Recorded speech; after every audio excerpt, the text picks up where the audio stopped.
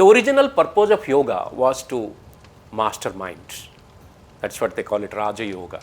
Yoga is meant for reaching divinity, becoming one with divinity. And when you're mentally disturbed, your body also doesn't cooperate so well. In a fraction of a second, your mind can travel throughout the world and come back here.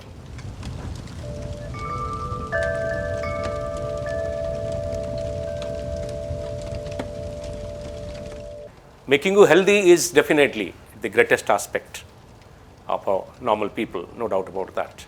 But there's a much greater aspect to that, which we can achieve with right practice of yoga. We need to understand that your mind and body are two greatest instruments God has given. So, and there is a triangle called body, mind and breath. Breath is the, silent factor, which people are not so much aware of. People are worried about body and mind, but people are not worried about breath. If you see our traditional Ashtanga Yoga, we have 8 steps, and 3 among them are asana, pranayama and dharana. Then comes dhyana, meditation. So dharana is concentration. But the 2 major aspects are asana and pranayama, which today you call it yoga. And for a common man, common person, the definition of yoga means working on the body and breath through asanas and pranayamas. But why? Was it only for some physical benefits? No, not really. The original purpose of yoga was to master mind. That's what they call it, Raja Yoga, the kingly path of yoga. You become king of something and become reach divinity. Yoga is meant for reaching divinity, becoming one with divinity. So the path which helps you to become a king or queen and reach divinity, that is called Raja Yoga, royal path of yoga. And where you try to master your body and you master your breath so that you master your mind. That's how asanas and pranayamas came forward, were developed. You can see whenever you are physically not well, those days you are mentally also disturbed. And when you are mentally disturbed, your body also doesn't cooperate so well. So that means there is a deep connection between the body and your mind. So that is how yogis started working on the body to master the mind. Because to master the mind, it's very, very tough to master the mind. It's like a monkey. You catch here, it'll jump there. You go there, it'll jump back here. Within a fraction of a second, your mind can travel throughout the world and come back here. So it's most difficult to master your mind. So how to master the mind?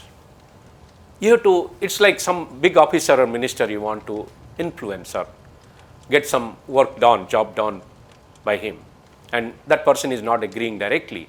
So you try to go to somebody who is very close to him and try to make that person convinced so that that person can convince the minister. So same way, if you cannot master the mind directly, which is true for majority of us, directly mastering the mind is very difficult.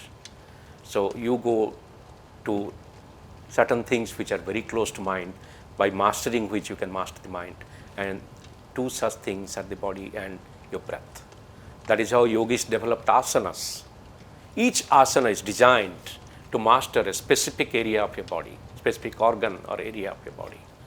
And when you do a set of asanas, then the entire body is covered. So whole body is taken care of and mastered. And once your entire body is mastered, up to great extent, you can balance your mind. And similarly, pranayamas. Pranayamas are the breathing techniques, are basically meant to master your breath. Because you can see when you get angry, your breath is disturbed. When you're upset, your breath is disturbed. When you are excited, breath is disturbed. When you are calm, peaceful, your breath is different. So if you want to master your mind, then you need to master your breath. If you master your breath, then you master your mind. That is how the pranayamas were developed, for very different purposes, different regions. Basically, the link is again breath, prana and mind. You have to understand what is mind. Mind is at any given moment a bunch of thoughts, and each thought is nothing but compressed prana, compressed energy. And that prana the most important supplier of prana is your breath for you.